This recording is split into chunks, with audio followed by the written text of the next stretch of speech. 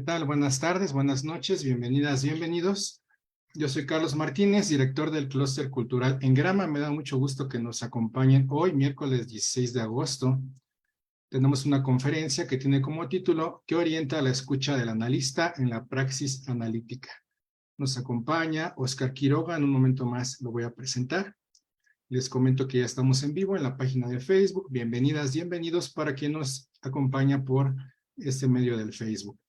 Vamos a tener ahorita los micrófonos desactivados y el chat también para que podamos disfrutar de este evento al máximo.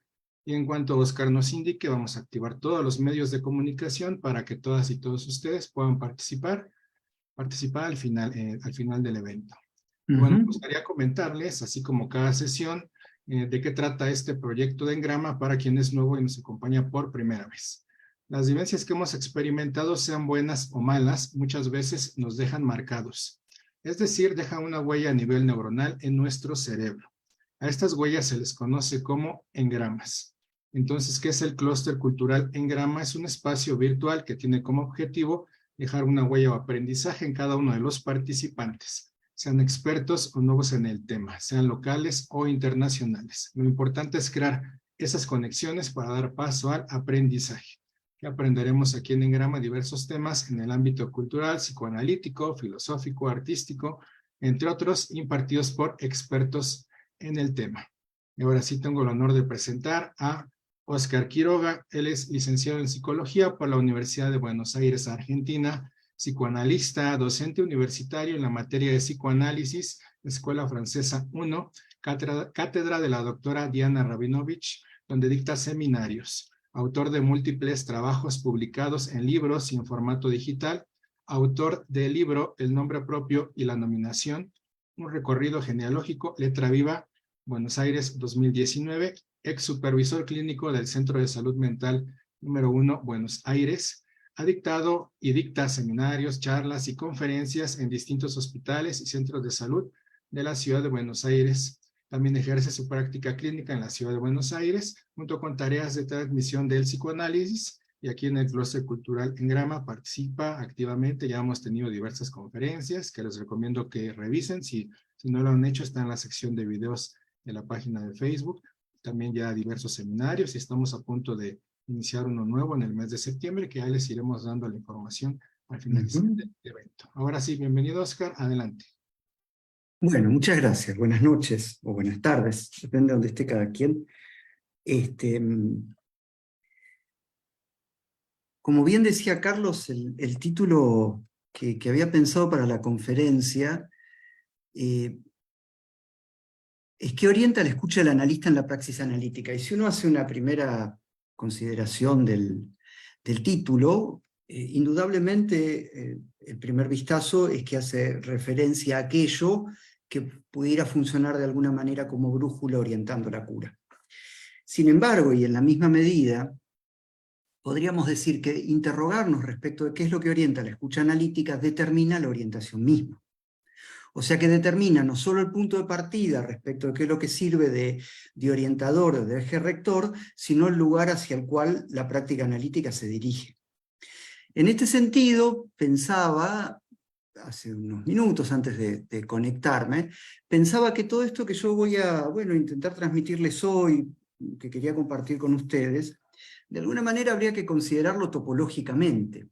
¿Por qué topológicamente? Porque involucra no solo algo que está de alguna manera, y lo digo totalmente adrede, detrás, determinando o poniendo en marcha un movimiento, sino también el lugar hacia el cual ese movimiento se dirige. Entonces tenemos como dos puntas, de alguna manera, o dos coordenadas, que son, por un lado, la brújula, que habría que tomar en el sentido de esa orientación a lo real que domina una buena parte de la enseñanza de Lacan y que merecería ser interrogada, ¿sí? Y en la misma medida involucra esa afirmación de Lacan que es tan, digamos, contundente como enigmática, cuando dice, ¿no? Y en este contexto de Engrama hemos trabajado sobre eso, el psicoanálisis no es una terapéutica como las demás.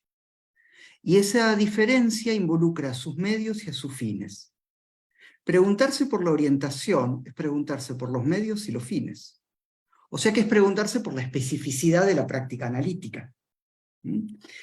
Por supuesto que, como solemos hacer habitualmente, y así organizamos este trabajo que venimos haciendo y organizando con Carlos en distintos seminarios a lo largo ya de más de un par de años, en general estas conferencias son como la introducción o el pantallazo con el cual nosotros queremos proponer un tema, presentar un tema.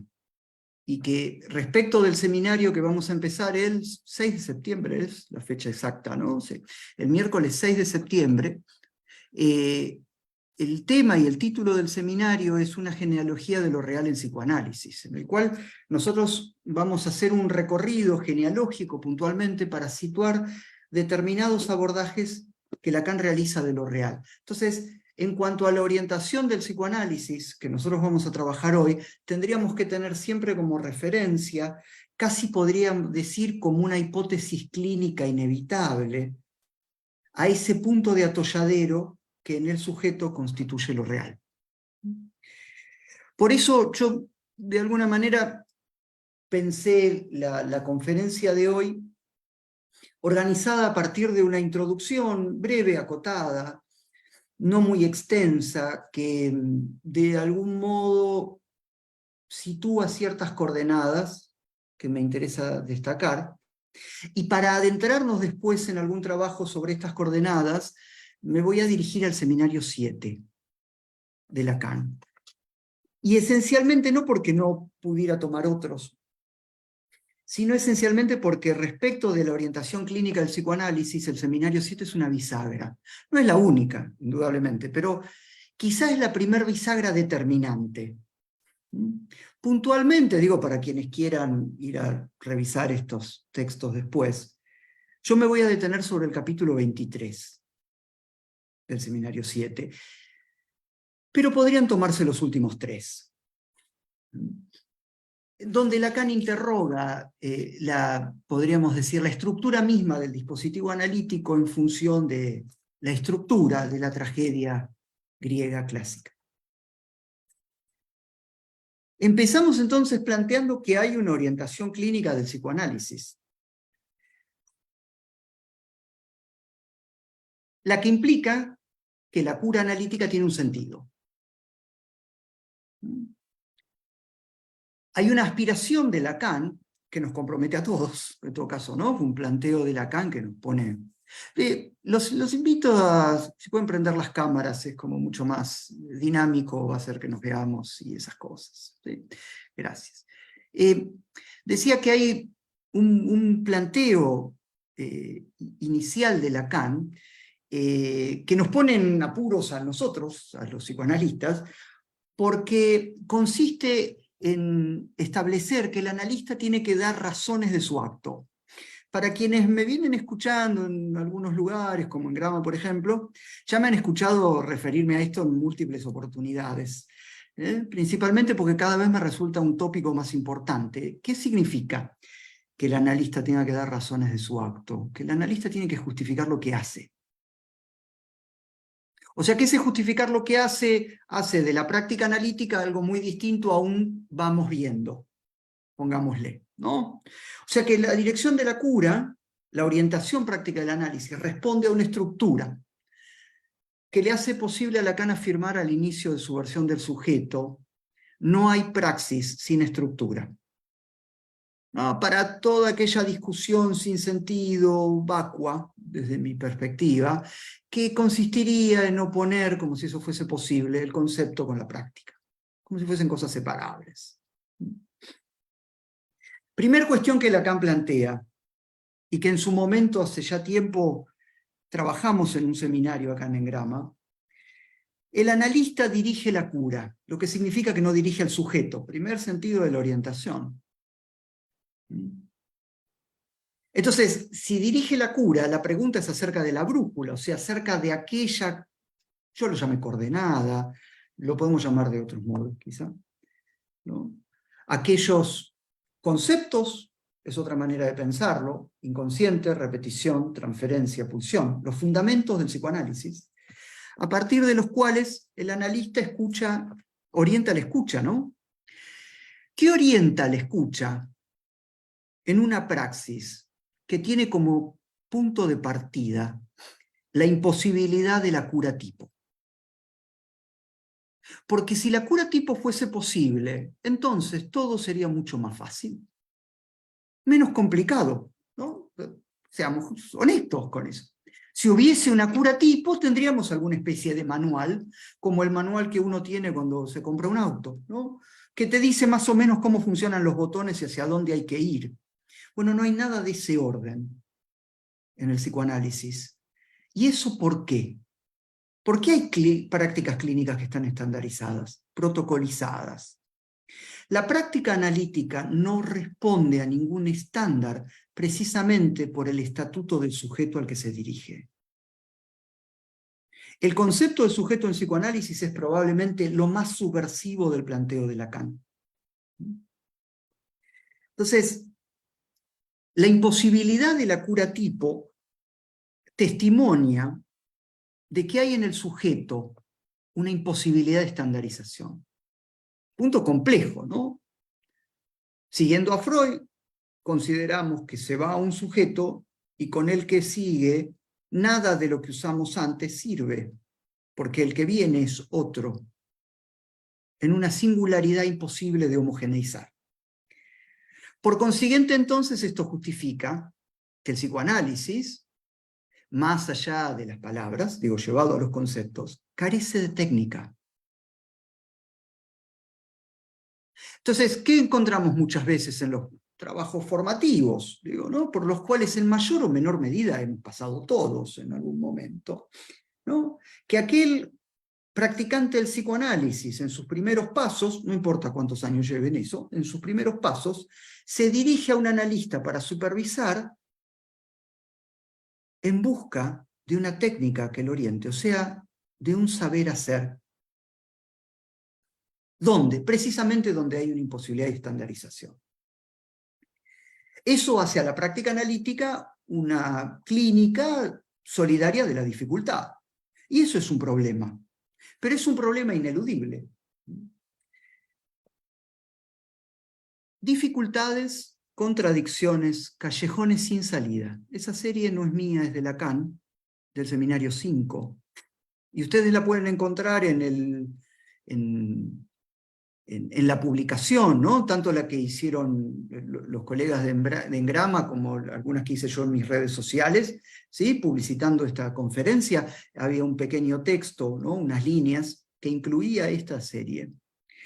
Las dificultades, las contradicciones y los callejones sin salida constituyen la trama, Lacan dice el tejido de la práctica analítica, ¿no? O sea que hay una estructura de la práctica que está ordenada en función de un impas. Y lo que voy a intentar dar cuenta hoy es no solo del impas, sino de qué modo se pone en juego en nuestra práctica. Demos un rodeo.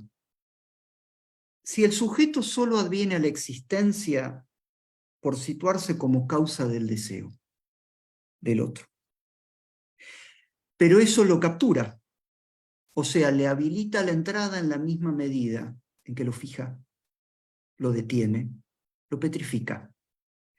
La pregunta clínica entonces es ¿qué podría liberarlo de esa captura?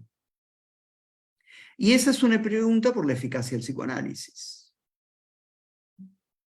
Si el psicoanálisis no pudiera mejor, de algún modo, habilitarle al sujeto algún margen de libertad, ¿por qué alguien se sometería a semejante cosa? ¿Para qué? Con lo cual entonces, en este punto nos vemos frente a una paradoja, y utilizo el término paradoja adrede. Es mi lectura. Paradoja es el concepto que ordena todo el planteo de Lacan del Seminario 7. Saquemos el término paradoja y el seminario se transforma en otra cosa.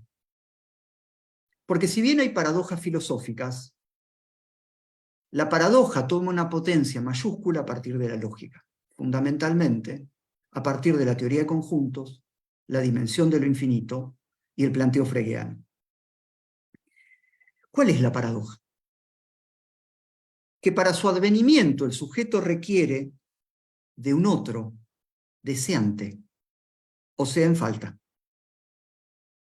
Porque si no estuviese, si el otro deseante no se pusiera en juego, ¿qué lugar habría para que el sujeto pudiese advenir? Pero al sujeto, al situarse el sujeto allí, alojándose en ese deseo, en la misma medida en que toma lugar, obtura el deseo del otro, ofertándose precisamente como objeto del deseo. Primera tensión, entonces, decidí llamarlos tensión, ¿no? Como para marcar precisamente que hay ahí una dificultad, que la paradoja como concepto plasma de una manera palmaria, clarifica, ¿no? La primera tensión es que el sujeto no es como causa del deseo lo que es como objeto del deseo. Y esa es una tensión clínica.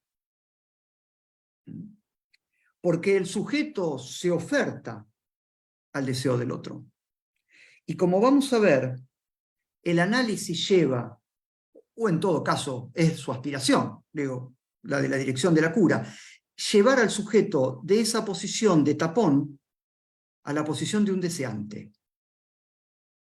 Y ahí empieza a cobrar forma la orientación. La pregunta de Lacan respecto de, ¿no?, si el sujeto queda alojado en la misma medida que el significante lo petrifica, entonces, ¿qué podría liberarlo de ese efecto? Lacan discute el modo hegeliano. ¿Cuál es el modo hegeliano? La violencia. La captura en la dialéctica del amo y el esclavo, Hegel la trasciende a partir de la violencia, si es que la trasciende. No será tampoco a través del trabajo. El trabajo, paradojalmente, no libera. Y digo paradojalmente porque el análisis es un trabajo. Lo que libera al sujeto es la función del deseo, cuya puesta en acto requiere indudablemente de un trabajo. Pero vamos a ver que no es un trabajo cualquiera. La función del deseo podrá entonces eventualmente abrirle al sujeto un margen para el deshacimiento, pero al precio de una pérdida.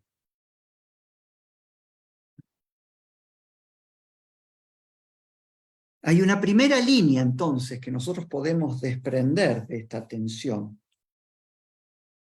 Una primera línea que orienta la escucha y que no tiene ninguna garantía, que es que el psicoanalista lleva al sujeto a una encrucijada. No tiene ninguna garantía, porque no siempre el sujeto permite que el trabajo lo lleve a esa encrucijada. Y por otro lado, llevado a esa encrucijada, el que decide es el sujeto. A mí me gusta plantearlo en estos términos. El analista lo acompaña hasta la puerta y en ese momento da un paso atrás, porque no decide nada el analista. En esa encrucijada, las dificultades, las contradicciones, los callejones sin salida se ponen en acto. Y este pasaje, porque el pasaje a la encrucijada coincide con el tránsito desde el deseado al deseante. El sujeto neurótico rehúye la posición deseante, porque se acomoda a la posición de ser deseado. Y una equivalencia podríamos situar en relación al amor. No es lo mismo ser amado que ser amante, más allá de las resonancias eróticas que ese término tiene en castellano. ¿Cómo sería posible que el psicoanálisis, un psicoanálisis, habilite ese tránsito en un sujeto. Lo diría así. El psicoanálisis lo logra en la medida en que el trabajo analítico inconsiste, indemuestra, incompleta e indecide. Esos son los 4 términos que en ese escrito monumental, que se llama Leturdí, monumentalmente difícil además, ¿no? Digo, es un escrito que uno efectivamente podría trabajar a lo largo de años, porque es oscuro. El último gran escrito de Lacan, él sitúa esta serie de términos cuando se pregunta qué característica debiera tener un discurso que haga posible un acceso a lo real como impas. Un discurso que indemuestre, inconsista, incomplete o indecida. ¿Qué es lo que hay que inconsistir, indemostrar y etcétera? Todas aquellas respuestas que el neurótico sostiene para mantenerse a distancia de la castración. O sea que si el psicoanálisis trabaja con las dificultades, con los callejones sin salida, es porque su mira es interrogar para hacer inconsistir aquella respuesta con la cual el sujeto se defiende del efecto castrativo. Con lo cual entonces, y esto es toda una paradoja, la eficacia analítica se soporta del hecho de que el psicoanálisis hace fallar, malogra, malentiende, equivoca. O sea que estamos hablando de un trabajo que transita desde el sentido coagulado de la neurosis al sinsentido. De ese sistema de creencias, lo llama Lacan también, que es la visión que el sujeto tiene del mundo, de lo que es el vínculo con los otros, de lo que debiera ser un vínculo amoroso, de lo que espera del otro, de lo que cree que el otro le debe, de lo que cree que son sus dificultades. De distintos modos eso configura un sentido coagulado. El trabajo analítico consiste en malograr ese sentido. Porque la mira del trabajo analítico es lo que esos sentidos velan, obturan. Me parecía entonces que el seminario 7 y puntualmente el capítulo 23 podía ser una gran ocasión para interrogar esta línea que les propongo, ¿sí? Y empecemos por el título. El título es cuanto menos llamativo.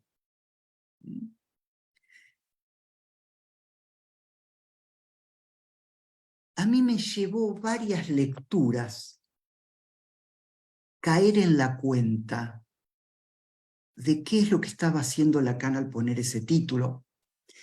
Y tengo un problema, porque el título no lo puso Lacan, porque es un seminario, ¿sí? Pero Lacan trabaja esta cuestión que el título plasma. El título es Las metas morales del psicoanálisis. ¿El psicoanálisis tiene metas morales?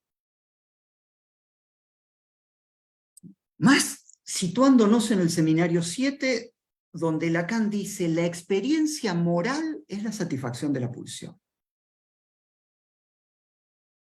Y en ese mismo contexto sitúa la distancia entre la pulsión y el deseo. La mira a la brújula que orienta y que gran parte del psicoanálisis lacaniano parece haber olvidado.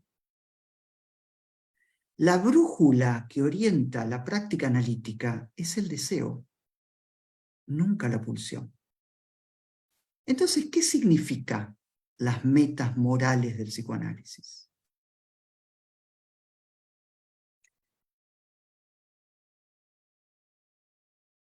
Casi uno de los puntos de partida del seminario. En el seminario hay una serie de contraposiciones que es muy interesante, ¿no? En Lacan hay, me permitiría decir, una estructura de las relaciones. Sincrónicamente, yo tomo 30 años, lo que puedo hacer es rastrear genealógicamente cómo Lacan trabaja con relaciones. En ese punto Lacan está inmerso en un contexto que excede al psicoanálisis y que tiene que ver con un cambio que afectó al campo de la ciencia y que produjo efectos en un montón de lados, entre ellos el psicoanálisis. Lacan es quien en el campo del psicoanálisis extrae estos efectos y los usa. El concepto de sujeto es indisociable de esa operación. Entonces, hay una estructura de la relación en la medida en que el psicoanálisis conlleva partir de una ruptura con lo absoluto. Bajamos eso drásticamente. ¿Qué significa una ruptura con lo absoluto? No hay ser del sujeto. No hay. El sujeto no tiene ningún ser, no tiene ningún en sí. No consiste. Entonces es lo que un significante representa para otro, y ahí está la relación. Se contraponen dos términos. El que me interesa particularmente destacar a los fines de nuestro interés de hoy, el tema, es la distancia que Lacan plantea entre el deseo y el servicio de los bienes. El ensueño burgués lo llama Lacan. ¿Qué significa eso? ¿Que el analista debería apostar a la pobreza, casi al modo de un monje mendicante del medioevo? Lacan no era nada de ese orden. Lacan era un señor acaudalado, digamos. La contraposición entre el deseo y el servicio de los bienes es algo que afecta a la estructura misma de la práctica analítica. Y es interesante cómo él lo toma, ¿no? Vieron que cuando uno lee estas cosas de Lacan, en cada lectura, no siempre, ¿no? Pero muchas veces en una nueva lectura puede encontrar algo que quizá le había pasado desapercibido en alguna lectura previa. A mí me pasó eso con un término que encontré. Lacan dice que la ética es un tema arriesgado. Y nunca le había prestado atención a esa palabra, y la tenía subrayada. Arriesgado. ¿Por qué es un tema arriesgado? Pero no cualquier ética, la del psicoanálisis es un tema arriesgado. Porque no es una ética del amo antiguo. No es el amo a secas. ¿Qué significa? Que la ética analítica, no, me corrijo, la ética del psicoanálisis no dicta un a priori adecuado. Eso sería una técnica. Eso sería la estandarización. Eso sería la posibilidad de una homogeneización.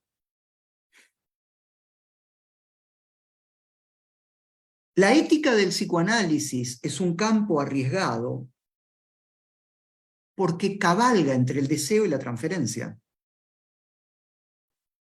Y hay pocas cosas tan incómodas en la práctica analítica como la transferencia. Porque el analista debe prestarse a jugar un papel que tiene poco de cómodo. Por múltiples razones tiene poco de cómodo.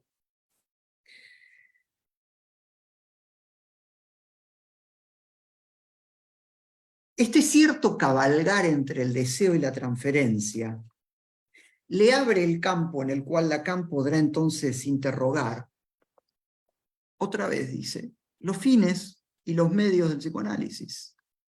lo que hace del psicoanálisis una terapéutica, dice Lacan, una práctica, diría, me gusta más, que no es como las otras. Este aquí entonces que la afirmación, las metas morales del psicoanálisis es una crítica. No es un planteo, no es una propuesta, es una crítica.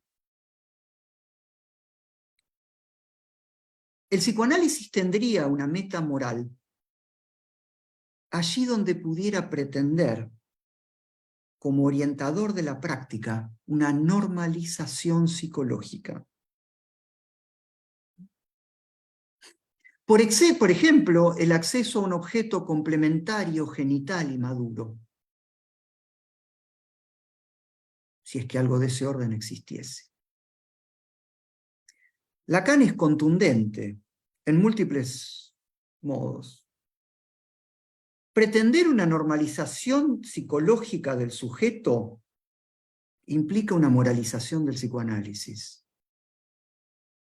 O sea, conlleva una idea de bien. ¿Por qué el analista podría creer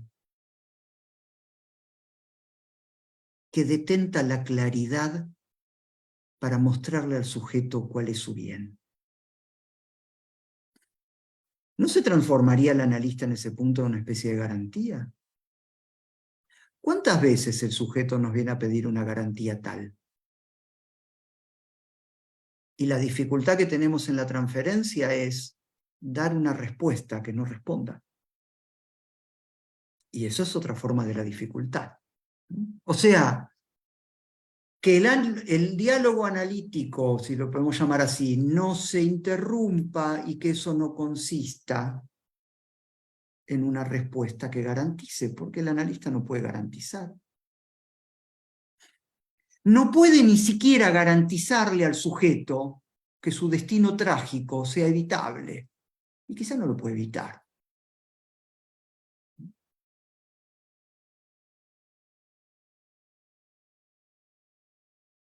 La implicación moral del psicoanálisis sería promover o propender incluso una genitalidad posible allí donde la castración impide la complementariedad sexual.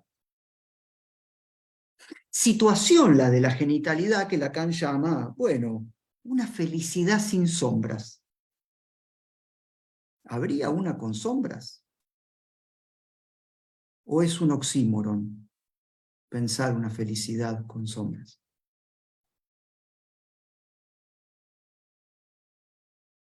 Propongo una distancia. Quizá el asunto no es la felicidad.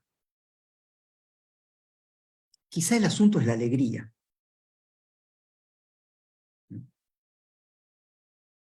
Y es interesante porque en este punto, o sea, ahí donde la felicidad no es posible. Yo he tenido muchas discusiones de distinto tono, ¿no? Por supuesto, sobre este tópico de la felicidad, ¿no? Porque eventualmente podría uno en algún momento, en alguna circunstancia, ser el destinatario de la pregunta respecto de qué cree si la felicidad existe o no existe.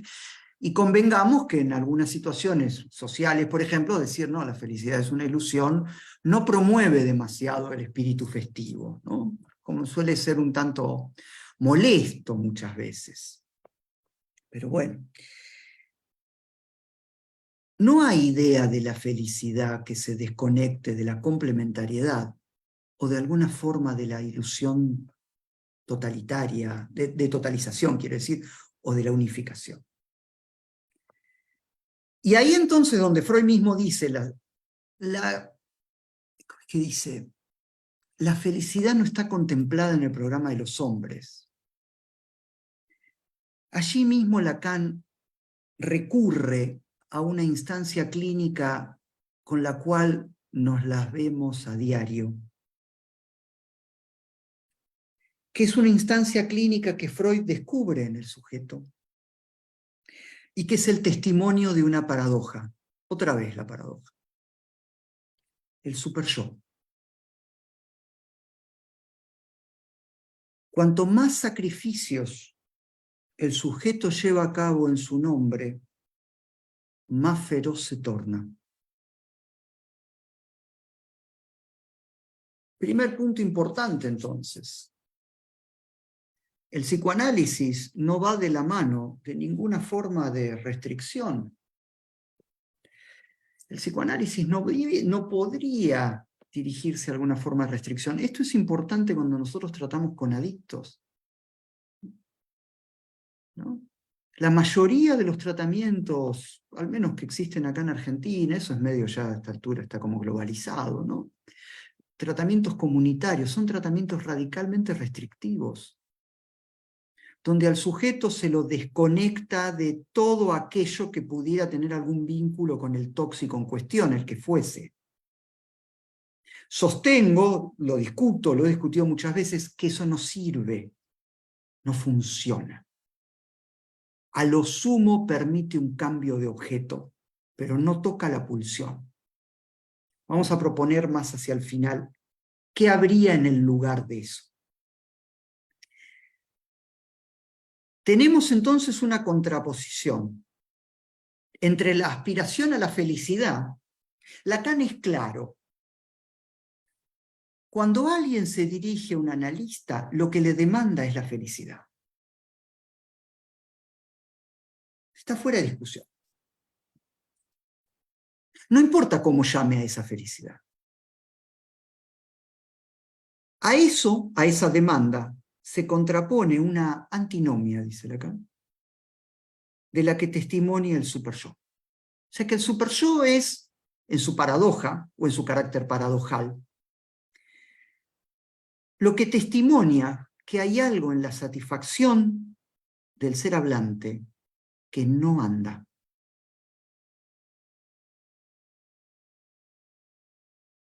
El campo de la satisfacción en el hablante está afectado por algo que impide que el sujeto acceda a la satisfacción esperada. Nunca es. ¿Debiera serla? No, por suerte no. Esto le permite a Lacan una diferencia fundamental para pensar la orientación, que es la diferencia entre el deseo y el goce. Sucintamente, el goce, sin entrar en detalles respecto de un concepto que es por lo demás muy complejo, el goce es definido en este seminario como la satisfacción de una pulsión.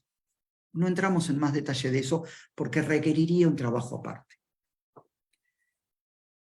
Esta distancia entre el deseo y el goce abre el campo a partir del cual el analista orienta su escucha. Y la orientación es al deseo. Lacan habla ahí de un desgarro del ser moral del hombre.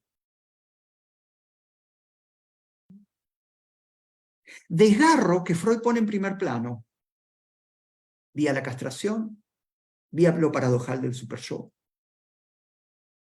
Pero que efectivamente podría, comillas, literal de Lacan, ser olvidado allí donde el analista se embarca en alguna forma de la promesa,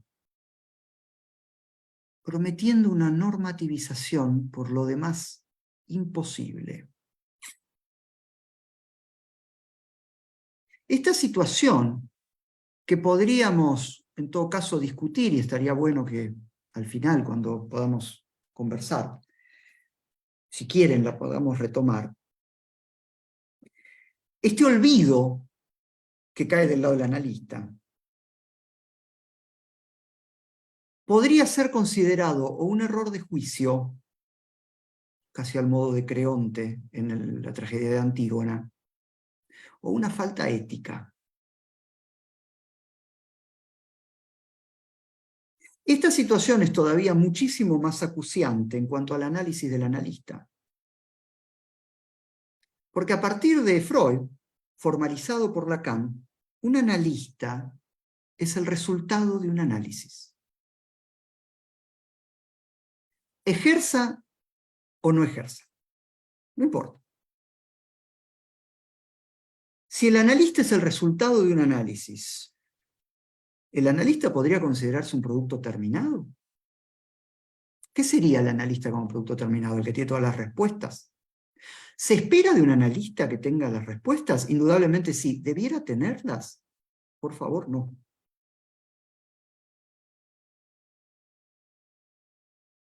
¿Qué escucha haría posible el concepto de un analista como un producto terminado? O sea, o también, ¿qué hace posible que un analista escuche?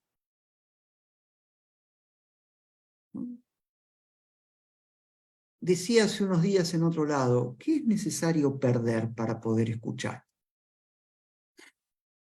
Porque no es voluntario escuchar. ¿Se escucha o no se escucha? En cambio, yo voy a la universidad, curso las materias, doy los exámenes, me completan la libreta, una vez que termine con todas las materias, voy al departamento que corresponda y solicito que me otorguen el título. Está garantizado mientras yo apruebe las materias. Escuchar no. Esto es parte de los atolladeros, los callejones sin salida, las dificultades y los obstáculos. La formación analítica, teniendo en cuenta que el analista es el resultado de un análisis, la formación analítica es una apuesta sin garantías. Y eso vale para todos, por supuesto. Desde luego que en la singularidad de cada quien.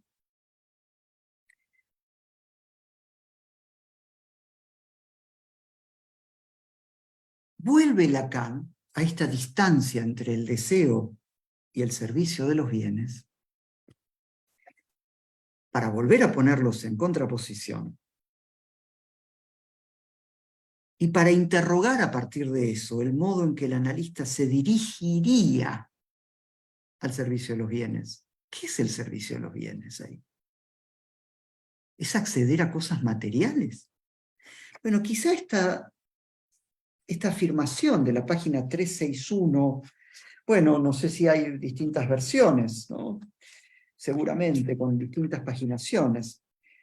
En la página 361 dice Lacan: hacerse el garante de que el sujeto pueda de algún modo encontrar su bien mismo en el análisis es una suerte de estafa. Es un planteo fuerte, ¿no? Porque el bien podría ser la curación. Yo me voy a poder curar, y ahí la estafa sería decirle sí. ¿Y yo qué sé si se va a poder curar? ¿No? En el seminario del primer semestre, trabajamos acá en Engrama, surgió en un momento una pregunta, de alguien que está acá, veo, que nos permite retomar esta cuestión de la estafa. El sujeto va al análisis a buscar lo que le falta y se encuentra con lo que no hay. Eso impide la estafa. Si el analista le pone nombre a lo que le falta, eso es una estafa. Es fuerte la palabra estafa. Porque la estafa, esa posición del analista, escondería una exigencia, ¿no? Incluso Lacan llama ahí al analista un puritano. Es un moralista en último término, ¿no? Ese cierto puritanismo implica cierto ascetismo del analista respecto del deseo, ¿no? Precisamente allí donde el deseo, más allá de su normativización constitutiva, el deseo resiste a toda tentativa de homogeneización. Entonces, si no hay homogeneización posible, ¿cómo definir el bien del sujeto? ¿Quién más que el sujeto, en la radical soledad, podría asumir el riesgo de situar un bien?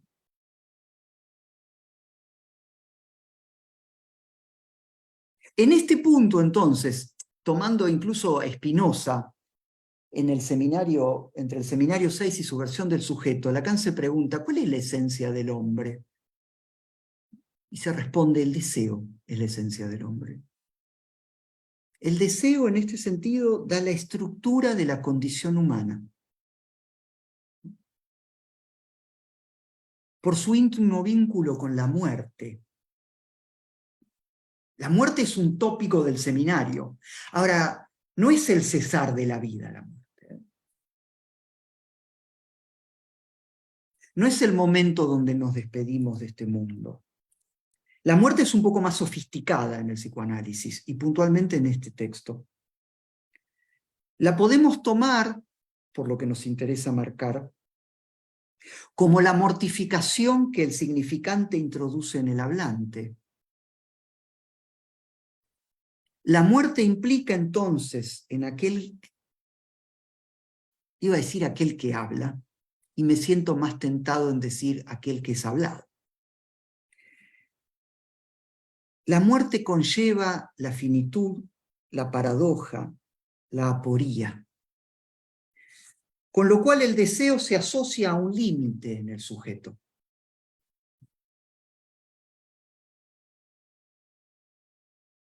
Es de ese límite que el analista se sirve, cuando inconsiste, cuando indemuestra, cuando indecide, cuando incompleta. Pone en forma aquello que a la verdad le hace tope. O sea, pone en acto el límite.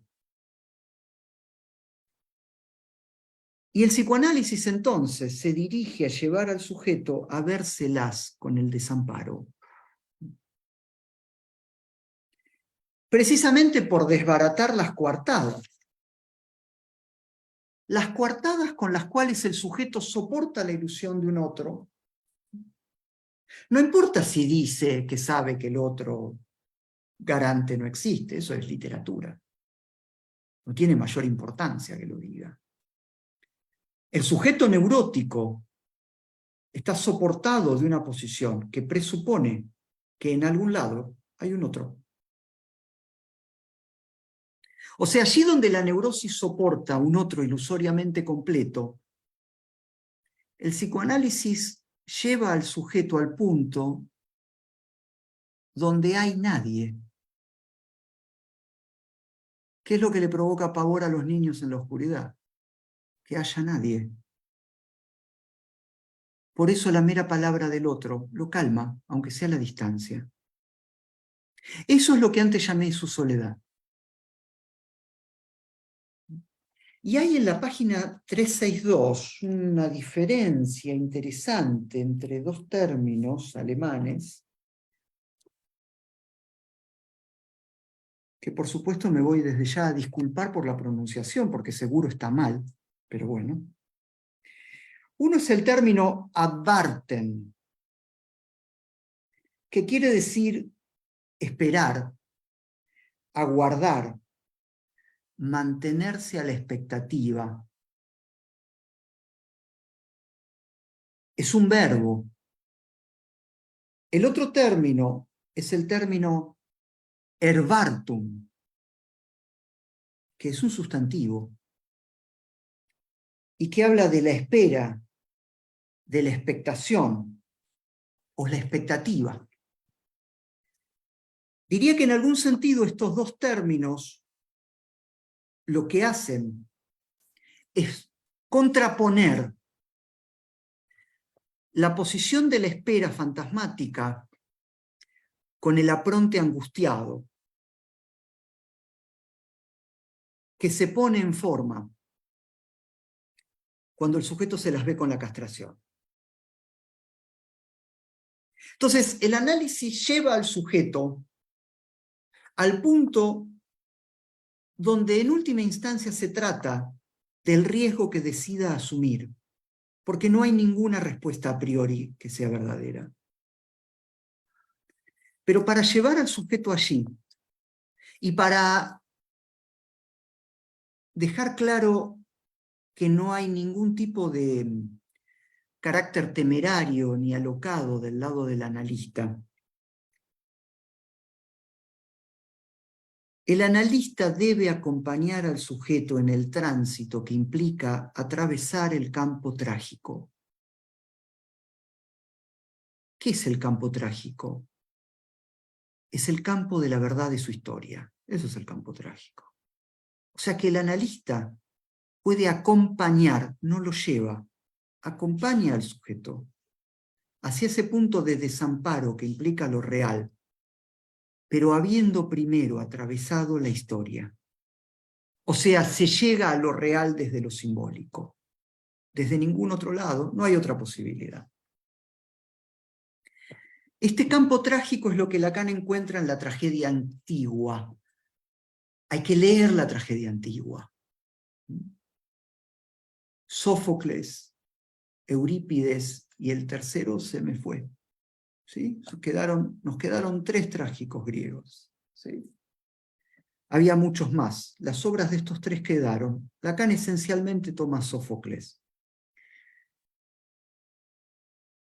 Y acá hace referencia a una de esas tragedias, que es Edipo, pero también toma Lear, ¿no? El rey Lear de Shakespeare, que de alguna manera cabalga, porque no es la tragedia moderna de Claudel, pero tampoco es la tragedia antigua del helenismo clásico, ¿no? ¿Qué encuentra en la tragedia? Una escena, un mandato, o sea, un entramado significante, lo llamamos la verdad, que comanda y empuja al sujeto al deber. Y la pregunta es cómo esto se entrama en la demanda analítica, cómo comanda la demanda de análisis. Dice, muy a menudo no hay, en los deberes que el hombre se impone, pondríamos ahí el neurótico, más que el temor de los riesgos a asumir si no se los impusiese. O sea que la neurosis conlleva una gran dosis de cobardía. Sin embargo, el analista no debe empujar al sujeto al heroísmo. Si quiere ser un cobarde, ¿quién sería el analista para impedírselo? Porque si no, restituiríamos la idea de un bien. Está mal ser un cobarde. ¿Y quién dijo que está mal ser un cobarde? Lo que pasa es que no suena bien. Hay que llamar a las cosas por su nombre, dice Lacan, con lo cual uno en general ya se prepara, porque lo que viene después puede ser un tanto contundente, ¿no? Y no es porque se lo coloca ahí detrás de un triple velo analítico, que no es esto lo que eso quiere decir. Lo que el análisis articula es que en el fondo es más cómodo padecer la interdicción que exponerse a la castración.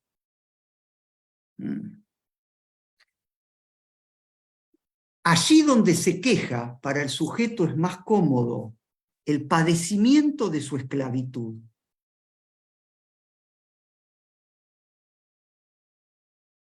que el efecto castrativo. O sea, el trabajo del análisis bifurca el camino que le permite al sujeto una elección, podríamos decir, entre un deber costoso o el riesgo que evita. Allí situamos el pasaje del deseado, posición fantasmática, a un deseante que tiene linda prensa, ¿no? Preguntada la mayoría de los sujetos que van a un analista, ¿y usted quiere conectarse con el deseo? Y todos van a más o menos a decir que sí, si estudia psicología con más razón todavía, sí, por supuesto, por eso vengo. Pero en el punto donde se acerca a eso, como el deseo conmina más allá del principio, más allá del principio del placer, siempre va a haber algún recurso a mano. Me encantaría seguir viniendo, pero lamentablemente tengo que interrumpir.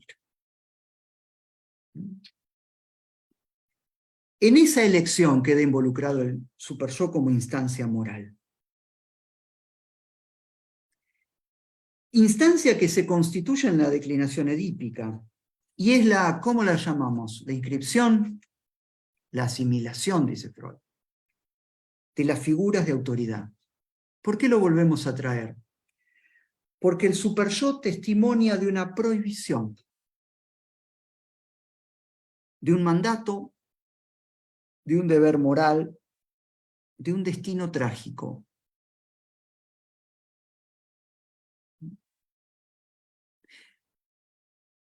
Lo que le acabamos de leer es que Lacan afirma que la neurosis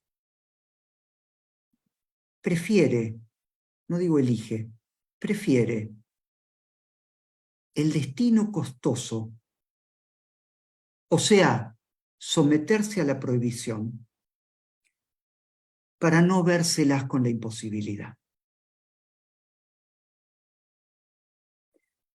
Porque el nombre del padre en el tránsito edípico prohíbe algo que estructuralmente es imposible. O sea que la prohibición es una tramitación, una defensa frente a lo imposible. Esta imposibilidad es evitada por el neurótico porque cobra la forma de un riesgo absoluto. Si no hay garantías, ¿corro el riesgo o no corro el riesgo? Un sujeto decía esta tarde frente a la hipótesis de una decisión que está en tránsitos eventualmente de tomar a partir de una lectura de lo que pudo haber sido eso en su pasado, ¿no? Y toma la idea del riesgo. Y el asunto es que ahí no hay ninguna respuesta. El sujeto asume ese riesgo o decide no asumir ese riesgo. En cualquier caso va a pagar un costo. Lo que no se sabe muchas veces es cuál es. A veces sí se sabe cuál es. También la contraposición es entre la impotencia o la imposibilidad. ¿Qué elige el sujeto? ¿La impotencia del mandato o el efecto liberador de esa imposibilidad? Lo que pasa es que el efecto liberador de la imposibilidad lo deja el sujeto en la soledad. Y la soledad es difícil de transitar. No es una soledad absoluta, por supuesto. Dos tópicos clínicos interesantes introduce Lacan. En primer lugar, el problema del duelo. Que podría sonar, ¿qué tiene que ver el duelo con todo esto? Yo frente a esas cosas suelo como armarme de paciencia. Si metió el duelo ahí es porque algo el duelo tiene que ver con el asunto. El otro tópico son las tres formas de la falta. Frustración, castración, privación. Que no son sino tres modos en los cuales la falta de objeto impacta en el sujeto. Pero que además estos tres modos de la falta incluyen cada una al objeto que a su vez la suple.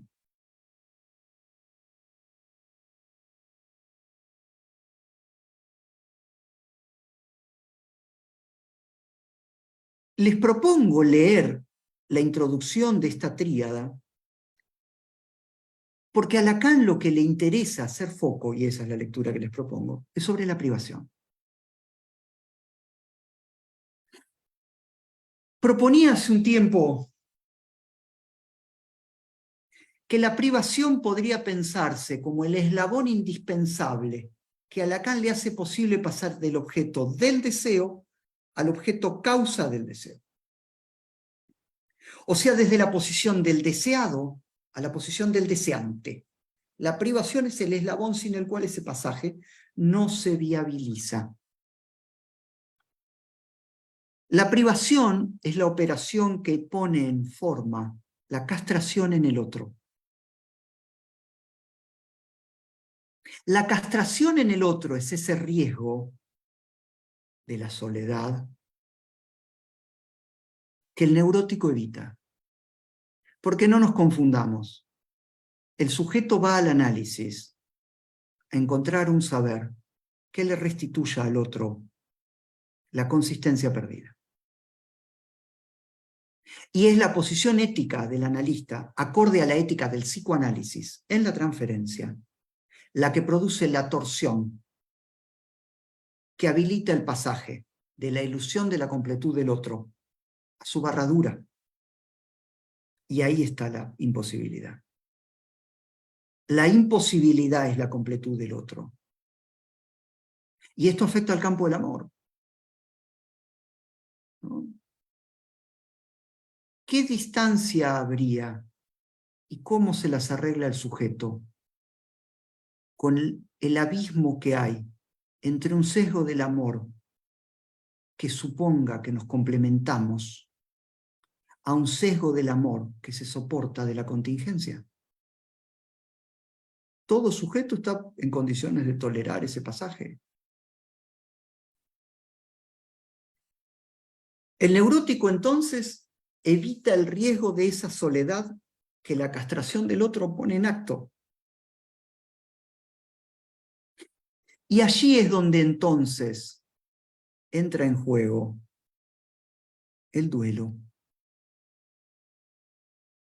Porque es posible asociar, enlazar, conectar el duelo y la privación. Un análisis es esencialmente un trabajo de duelo. Antes nos preguntábamos, ¿qué es necesario para que un analista pueda escuchar? Ahora preciso un poco más la pregunta. ¿Qué es necesario perder para poder escuchar?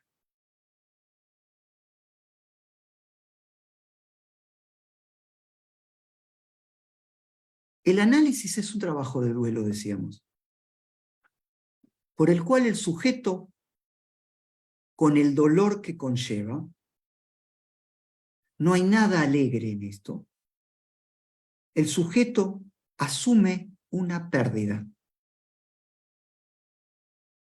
Ahora, ¿es cualquier cosa lo que el sujeto tiene que perder o debiera perder? Ciertamente no.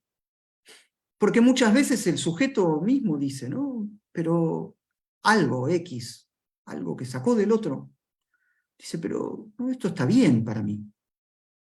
No es algo que me gustaría perder. Y hay cosas que el sujeto tomó del otro que no son para perder. Esa pérdida que el análisis lleva a la práctica no desconecta al sujeto del otro. Eso sería producir un cínico. El análisis no debiera producir un cínico.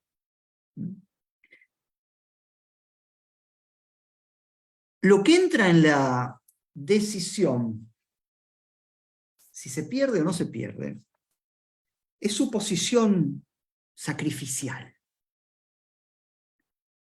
Esa posición sacrificial del neurótico, con la cual aspira a hacer consistir la ilusión del otro completo. Por eso decíamos, la orientación analítica es inconsistir, indemostrar, incompletar, indecidir. Ahí donde la neurosis soporta la ilusión de la completud, de la consistencia, de la demostración y de lo decidible. Freud le preguntó a Dora, ¿cuál es su papel en el desorden del que se queja? El planteo de Lacan en este seminario es difícil y podría plasmarse así. Si el deseo es el deseo del otro, la pregunta ética del sujeto o al sujeto es si quiere o no quiere lo que desea. Vamos a encontrar ahí un problema. Porque ahí es donde entra en juego el héroe trágico. Polínices, por ejemplo, el hermano de Antígona. El héroe trágico es Antígona misma es un héroe trágico.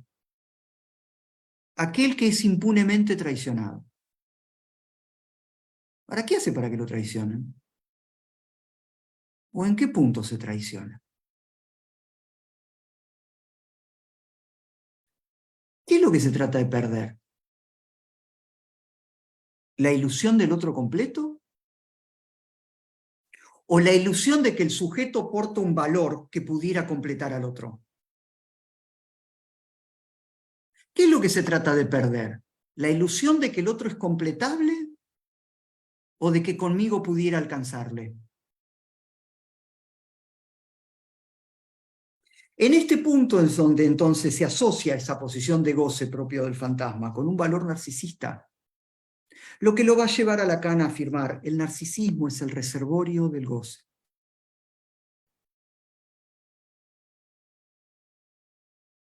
Lacan irá paulatinamente asociando este trabajo de pérdida, ¿no?, en la elaboración del fin de análisis, a la perspectiva de un más allá del nombre del padre incluso. Se trata entonces, en la pérdida, de lo que está concernido en el fantasma del sujeto. ¿Qué es el fantasma? Es un menú, es un traje, es un campamento donde el sujeto se asienta, es un guión donde el sujeto cumple un papel. El fantasma es el sostén de la trama de la historia trágica, de la novela familiar. Pero tiene, por un lado, una estructura ficcional significante. Le conté alguna vez de mi tía y empieza, ¿no? Y después pasa otra cosa, y después pasa otra. Es la novela familiar, es un entramado. Pero el trabajo del análisis va puliendo eso, lo va recortando. Y de la novela familiar pasamos a un cuento, y del cuento pasamos a una frase. Y quizá de la frase pasamos a un poema al estilo del haiku, ¿no? Algo que culmina con lo inefable, algo donde el sentido es esquivo. Si el deseo, como deseo es el deseo del otro, el fantasma vela que al sujeto solo le queda gozar de desear. Entonces, lo que un análisis evidencia en un sujeto es que desea de desear más allá de los objetos que pudieran eventualmente quedar implicados. Y a eso incluimos allí los objetos de amor. O sea, aquellos con quienes el sujeto eventualmente se va a vivir, se casa y tiene hijos. Dice, solo quien escapa a las apariencias puede llegar a la verdad. Agrego, de su deseo. O sea que para llegar a la verdad del deseo, que nada nos justifica que se pueda hacer otra cosa más que medio decirlo, hay que ir más allá del espejo.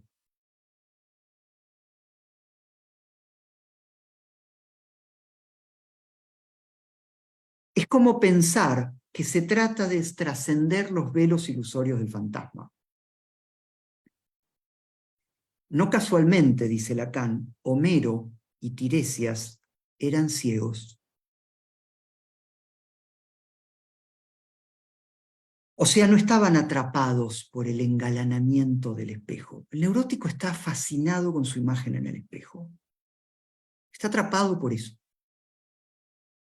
El final de Edipo en Colonna remite a ese punto que ahí sí, por ser al final, Lacan califica como un gesto de cobardía de Edipo, de arrancarse los ojos para no ver. O sea, para seguir oculto detrás del espejo. Por eso entonces, y vamos acercándonos ya al final, hay una topología de la escena trágica, casi empecé con esto, ¿no? Esta topología de la escena trágica queda demostrada por la torsión de la transferencia. Les confieso que no encontré otro término, pero no me gusta el que encontré. La torsión de la transferencia vuelve evidente, no me gusta.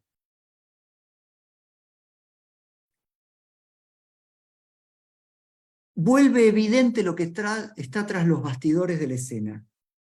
¿Qué es lo que está tras los bastidores de la escena?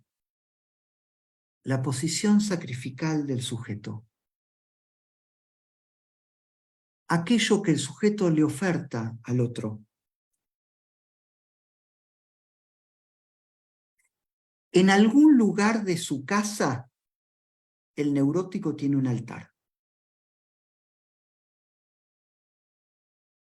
Por supuesto, no tiene la forma del altar de las iglesias, cualquiera fuese, pero en algún lugar hay un altar. Es el lugar donde reza. Dice, no, yo no rezo porque soy ateo. Bueno, pongámosle.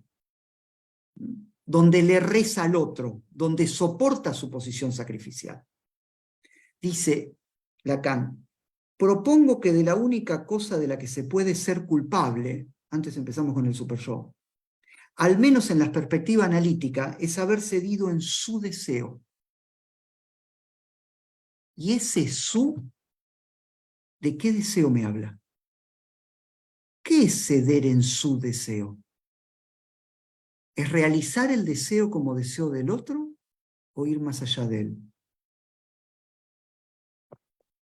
La culpa y la angustia son en este punto brújulas clínicas para el analista. Distintas. La culpa indica un actuar con el deseo, en orden a un bien, al bien de un otro incluso, dice Lacan. El neurótico se ofrece al bien de un otro. Por más enigmático que resulte esta afirmación respecto de su deseo, es un deseo lo que está en juego. Y dice Lacan que este actuar conforme al bien está muy lejos de ponernos al abrigo de toda suerte de catástrofes interiores. Es interesante porque Lacan no ahorra nada. En la misma medida en la que plantea con mucha claridad que el analista no puede empujar al sujeto al heroísmo, o sea, el heroísmo ahí sería que ir más allá del otro, en la misma medida está claro que si realiza el destino trágico, igualmente puede desatar una catástrofe. ¿O acaso no es lo que le pasó a Antígona? De lo que se trata es del destino del sujeto, o sea, de la cifra del deseo como deseo del otro. Este destino del sujeto se plasma en el modo en que el sujeto actúa su historia, en su cotidianeidad. Y ahí es donde Lacan sitúa el hecho de que si el sujeto renuncia al deseo, se traiciona. ¿Quién traiciona? ¿O quién se traiciona? ¿O es el sujeto quien se traiciona? ¿O tolera la traición de un otro? No sé cómo les parece esto. A mí me resulta de una relevancia clínica indiscutible. Porque el sujeto puede tolerar la traición de un otro, porque tolera que se traicionen sus expectativas, que se frustren lo que esperan, que no se realicen sus esperanzas.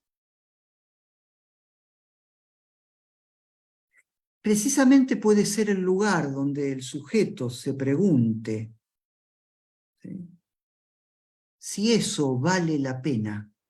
Es interesante esa pregunta, ¿no? Cuando él dice, no, ya no vale la pena, o sea que antes sí valía la pena. Ahí está la traición, porque esa pena es un penar.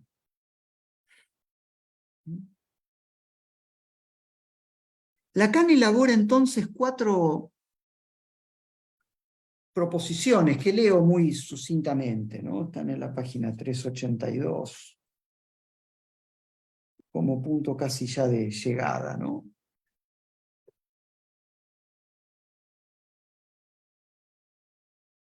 La única cosa de la que se puede ser culpable es de haber cedido en su deseo. El héroe es aquel que es impunemente traicionado. Dice, esto no está al alcance de todo el mundo, es la diferencia entre el héroe común y el el hombre común y el héroe. Para el hombre común, la traición que se produce casi siempre tiene como efecto el arrojarlo definitivamente al servicio de los bienes. Pero con la condición de que nunca volverá a encontrar lo que lo orienta verdaderamente en ese servicio. O sea que la traición deja al sujeto sin orientación. Cuarto, no hay otro bien más que el que puede servir para pagar el precio del acceso al deseo. Esto justifica que si bien el deseo del analista como operador transferencial es un deseo no fantasmático, no es un deseo puro. El analista no dirige al sujeto, pero dirige la cura y la dirige hacia el deseo, cosa que el sujeto puede no aceptar. El sujeto, en todo caso, paga el acceso al deseo a partir de un bien. Si el deseo es la metonimia de su falta en ser, el bien con el que paga es la posición de goce desde la cual remeda el feigning que lo constituye. O sea que para acceder al deseo el sujeto debe pagar con lo que obtura ese deseo, o sea, con la posición sacrificial del fantasma, que no es sino eso que el sujeto ofrece a la consistencia ilusoria del otro. Si el sujeto debe pagar con su goce, es lo mismo en un punto que afirmar que debe pagar con lo que pena. Y es ese pago el que constituye una pérdida. Gracias. Bueno, abrimos ahora, ¿te parece, Carlos? Desbloqueamos los micrófonos y, bueno, si quieren como para ordenarnos, levanten la mano o prendan el Sí, micrófono. hay que levantar la manita quien quiera participar para tener un poquito de orden y irles dando la palabra. Quien quiera participar, adelante. También voy a activar el chat por si quieren escribir por ahí alguna pregunta o comentario, igual en el Facebook. Vamos a estar muy pendientes. Bárbaro, no hay problema. Siempre sería mejor si lo pueden decir, más como dinámico, más que escribirlo.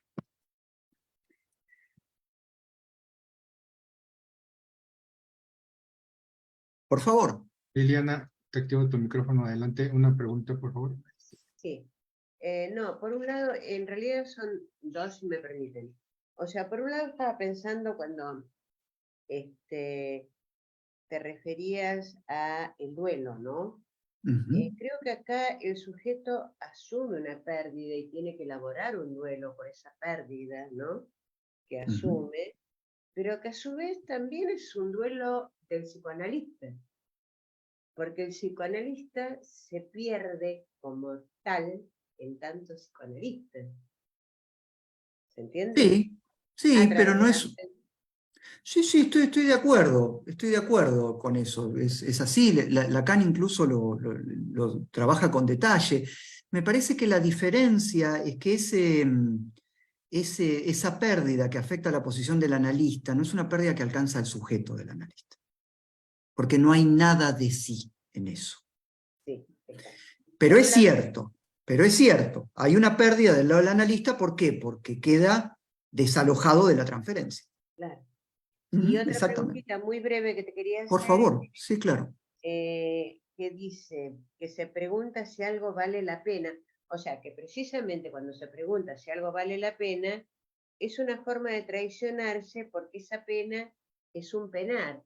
Pero digo, viendo situaciones, por ejemplo, de pareja, ¿no? En la clínica, que dicen, no, he decidido abandonar a fulanito porque no valía la pena.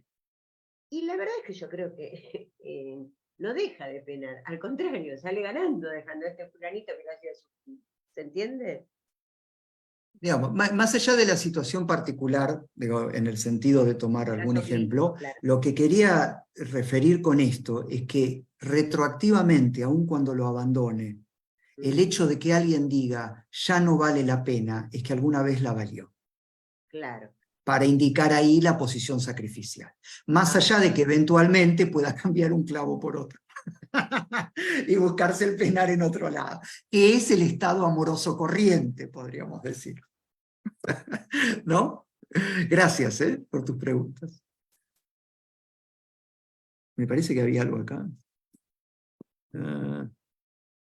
Esquilo era el otro, muchas gracias, sí, Rosalinda, exactamente. Bueno, gracias a vos. Exactamente, me había olvidado, sí. Eurípides, Esquilo y Sófocles.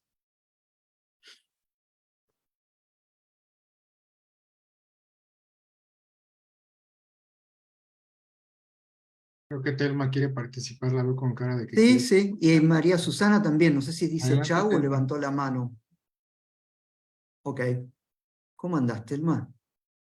Acá, muy bien. Espérame, es que me quedé sin luz.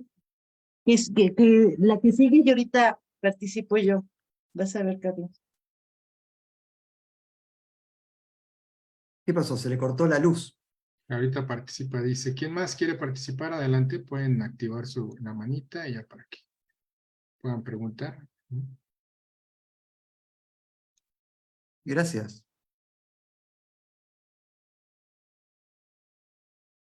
Tenemos a Fernanda.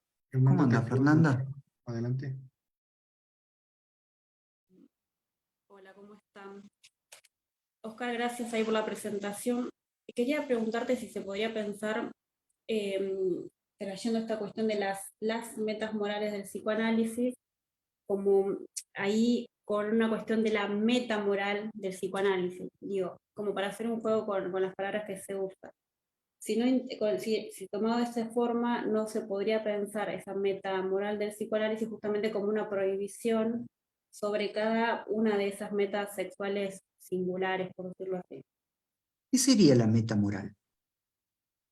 En realidad, cuando, yo no había leído ese capítulo, ¿no? Pero cuando vos lo enunciaste, yo escuché meta moral. Y entonces después... Ah, ok, pues el equívoco, o sea, lo que falló fue la escansión de la preposición. Exacto. Ok, ok, ok. No, a ver, eso es una crítica, quiero que eso quede claro, es una crítica que Lacan hace, ¿no? Porque Lacan lo que está leyendo es que esa propensión a estandarizar, que es lo que él discute con lo que comúnmente se llama los posfreudianos, ¿no? Toda esta corriente del psicoanálisis que por el abandono de la función de la palabra termina situando el análisis en lo imaginario, con la ilusión de alguna forma de totalización, él dice que eso conlleva una meta moral. Y que se contrapone además en este seminario en particular, porque el psicoanálisis no tiene metas morales. El psicoanálisis tiene una perspectiva ética, porque la ética apunta al deseo y la moral tiene que ver con la pulsión. Entonces, en realidad, digo, yo lo planteé al principio como una cuestión de un interrogante, pero tiene que quedar claro que lo que Lacan está haciendo ahí es una crítica, porque si vos seguís después en los capítulos que siguen, leyendo, mirá, ¿no? Todo el apartado, ¿sí?, de los capítulos 22, 23 y 24 se llama la dimensión trágica de la experiencia analítica. ¿Sí? Y el último se llama las paradojas de la ética, o has actuado conforme a tu deseo, que es lo que Lacan va a contraponer a esa meta moral que él discute con el psicoanálisis de su época. Es como cuando un analista le dice a un sujeto, no sé, bueno, usted debería hacer tal cosa. Eso es una meta moral, ¿no? Diana Rabinovich decía algo así como, bueno, ningún sujeto abandona un objeto de amor porque el analista le diga algo del estilo, mire, no se da cuenta que no le conviene, o no la cuida como corresponde, o no lo escucha. Sarasa. ¿Sí? ¿Sí? Gracias. Telma, ¿qué pasó? ¿Te quedaste sin luz? Ahí te activé, Telma. Telma, tu micrófono. Ahí está. No, no te escuchamos, ¿eh? Y actívalo, ahí está. ¿Ya? Ya. Ahora ¿Ya sí. me escuchan? Ah, ok, Ah. perdón, sí, me quedé sin luz. Bueno, yo anoté algo que me llamó la atención cuando dices un psicoanalista es el resultado de un análisis.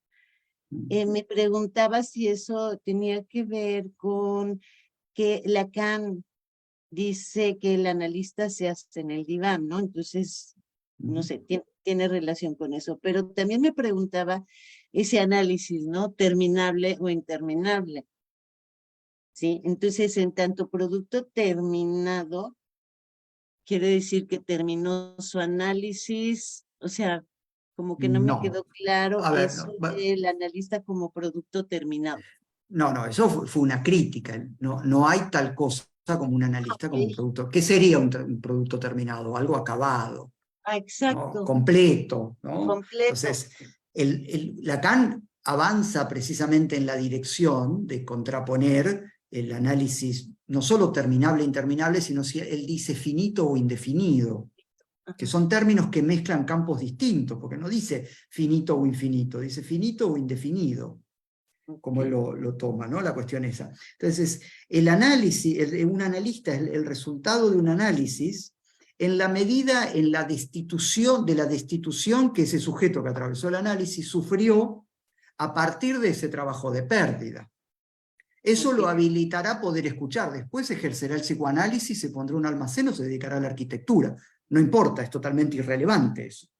¿Sí? Ok. Pero entonces, no hay tal cosa como un producto terminado. La idea de un producto terminado sería una meta moral del psicoanálisis. Ok, ya, ¿Sí? gracias. A vos. Y acá me parece Acá que había una pregunta, ¿no? Benigna dice, quiere explicar un poco más cuando Lacan dice, el deseo del sujeto es el deseo del otro y también no ceder al deseo, parece que se refiere al deseo del sujeto. ¿Cómo se da esto? ¿Es un pasaje? A ver, en primer lugar, pues es importante para escribirlo, ¿no? Cuando Lacan dice el deseo es el deseo del otro, ese otro va con mayúscula, nunca con minúscula. ¿Sí? El deseo como deseo del otro con minúscula es el transitivismo infantil, esto de que los dos quieren el mismo juguete. El deseo como deseo del otro es el deseo del otro con mayúscula, que fundamentalmente toma en un primer término la forma del otro materno, quiero decir la operación del otro materno. Es el primero que pone efectivamente la madre en juego un deseo donde el niño eventualmente podrá ir a alojarse. Y es interesante porque ni Freud ni Lacan modifican nunca esto. La madre es siempre ese otro primero. ¿Sí? Entonces, ¿qué quiere decir que el deseo es el deseo del otro? Que en el psicoanálisis, en la medida en que el sujeto está desnaturalizado, no hay ningún objeto correlativo, complementario o consustancial al deseo. Entonces, tanto en la senda socrática como en el planteo hegeliano, el deseo del sujeto se dirige a otro deseo. Es como plantear que allí donde falta el objeto complementario, el objeto del deseo es otro deseo. Lo que desea es ser deseado. O sea, ocupar un lugar como deseante del deseo de la madre. Y esto es un deseo. Yo estoy de acuerdo con vos, que ese ceder, ¿sí? El sujeto es culpable, solo es culpable de haber cedido en su deseo. Ese ceder en su deseo, me parece que en el contexto de este seminario hay que entenderlo como que el sujeto es culpable de realizar el deseo como deseo del otro. Eso lo traiciona al sujeto, porque realiza su destino cuando hace eso, su destino trágico. No. Cuando se refiere a la madre, Lacan nunca habla de los personajes. La madre es un significante igual que el padre. Lacan llama eso significante del deseo de la madre, significante del nombre del padre. Son funciones significantes. El personaje, ¿no? Digo, estos significantes pueden operar igual, ahí, aun cuando, no sé, el personaje concreto de la vida, por alguna cuestión pudiera faltar. ¿Sí? Y el significante opera igual, son significantes. Una pregunta más, ¿te parece, Carlos? Si alguien tiene. Claro, Oscar, adelante. Si alguien quiere una más. Nathan. Nathan. Adelante, Adelante. adelante, Nathan. ¿Qué tal? ¿Cómo están? ¿Cómo Buenas estás? noches. Híjole, me pareció increíble, justo retomando esto del deseo, comentabas, eh, había que poner parafraseando un poco, me pareció escuchar que te referías a, en cierto punto habría que poner un alto en quizá esta relación metonímica del deseo del paciente, lo que me hizo pensar como, pues sí, freno al goce y por otro lado, freno a este destino trágico que comentas. Pero, y bueno, me sonó maravilloso, pero me quedé pensando justo cómo intervenir ahí, cómo llegar a ese punto, cómo hacer ese corte. Lo que pasa que ahí, frente a eso, no podría decir que el analista lo único que puede hacer es llevar al sujeto a la disyuntiva de si va a frenar o no va a frenar. Pero no es el analista el que lo hace frenar. Quizás frenar es una manera de asumir la pérdida. Es como decir que el sujeto en un momento decida si acude otra vez o no acude más a la cita. Porque la cita va a seguir estando. El otro lo va a seguir esperando en el mismo lugar. Bueno, hace 40 años que va. La pregunta es si va a seguir yendo otros 20 y tantos, ¿no? O sí o no. Pero esto es lo que te diría. No hay una manera de decir, bueno, ¿cómo se corta con eso? Porque en realidad no es el analista el que tiene que cortar con eso. El analista lo acompaña al sujeto al lugar donde pueda elegir si corta o no corta. Y ahí, como dije antes, da un paso atrás éticamente y deja que elija. Gracias, Liliana. Bueno, gracias. Vamos haciendo la invitación. Ok, dale. Como Dale, les dale. decía Oscar, ya el próximo miércoles 6 de septiembre vamos a iniciar con este seminario que tiene una duración de 12 encuentros. Entonces, Oscar, si quieres agregar algo más, por favor, adelante. Sí, lo que vamos a trabajar, todavía me faltan un par de precisiones, pero esencialmente lo que vamos a trabajar es esto. Vamos a empezar por situar, gracias Gabriel, por situar la importancia de más allá del principio del placer. Con eso vamos a empezar, con más allá del principio del placer. Y después me interesa trabajar 3 momentos en la elaboración por parte de Lacan de lo real. Un primer momento que tiene que ver con el seminario 3, donde lo real es definido por Lacan como lo que vuelve siempre al mismo lugar. Después trabajar lo real en su versión del sujeto, donde para Lacan empieza a configurar un impas que se asocia a la castración del otro, pero que todavía no alcanza la dimensión lógica, último momento que nosotros vamos a trabajar, a la altura del seminario 11, de definir a lo real como un impas lógico a lo simbólico. Es un recorrido que tiene cierto grado de dificultad, pero que nosotros venimos armando acá en Engrama hace por lo menos 1 año y medio, que yo vengo armando como eslabones en los distintos seminarios para poder ir llegando a esto. Eso es lo que vamos a trabajar. Gracias, Oscar. Ya está abierto el periodo de inscripciones, entonces quien guste más información puede mandar mensajito por WhatsApp o por Face para darles toda la información y que se puedan inscribir y nos puedan acompañar en estos 2 encuentros que estamos ya casi por iniciar. Gracias a todas y todos los que nos acompañaron el día de hoy. Muchas gracias, Oscar. Como siempre, un gusto escucharte. Gracias y gracias a todos por estar acá. Sé que algunos están de este lado y acá es bastante tarde, por cierto, a mitad de la semana. Así que gracias, un gusto volver a verlos. Nos vemos pronto. Gracias, nos vemos. Cuídense mucho. Hasta luego. Chao. Chau, chau.